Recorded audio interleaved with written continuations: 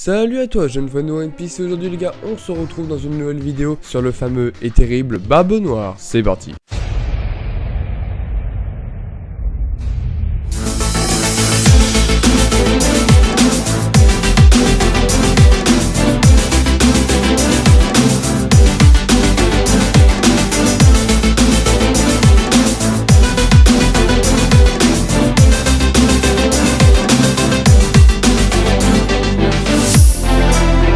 En regardant l'anime de One Piece épisode 540 de plus près, je me suis souvenu que Jesus Burgess saute autour de mecs dans le Coliseum.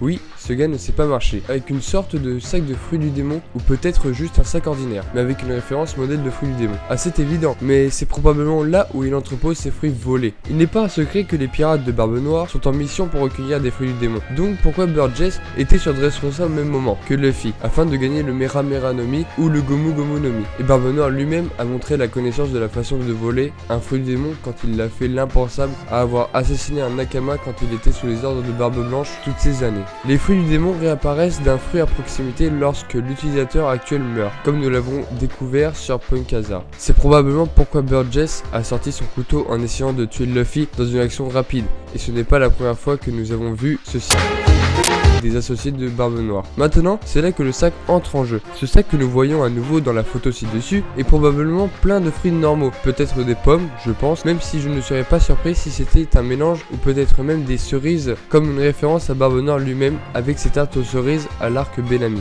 Je crois qu'il est plein de pommes, de sorte que dès qu'un utilisateur de fruits du démon est neutralisé, leurs fruits réapparaîtront dans le fruit le plus proche, qui serait évidemment dans le sac. Nous avons vu cela à Punk Hazard. Pour voler les fruits du démon, les pirates de Barbe Noire chassent avec un sac rempli de pommes quelques autres fruits afin de capturer les fruits du démon. Cela a déclenché quelque chose que je n'ai pas remarqué avant. Doc Q faisait la même chose avant le time skip. Il a offert à Luffy une pomme et a dit qu'il était chanceux parce qu'il a choisi un fruit qui ne l'a pas fait exploser. Pourquoi Doc Q, un membre des pirates de Barbe Noire, comme par hasard, ont un panier plein de pommes? C'est peut-être sa propre tactique de voler les fruits du démon. Qu'arrive-t-il quand un mangeur de fruits du démon consomme un autre fruit du démon? Oui, il explose. Et je ne pense pas que c'est ce que Doc Q se référençait quand il a dit à Luffy sa chance de ne pas avoir explosé. Les pirates de Barbe Noire ont différentes méthodes de tuer les utilisateurs de fruits du démon afin de voler leurs fruits en ayant une multitude de pommes, d'autres fruits dans ce sac ou un panier à proximité. Comme je l'ai dit, je ne suis pas sûr, ceci reste une théorie. Donc voilà les gars, c'est tout pour cette mini théorie, voilà, il n'y a pas plus petit. Donc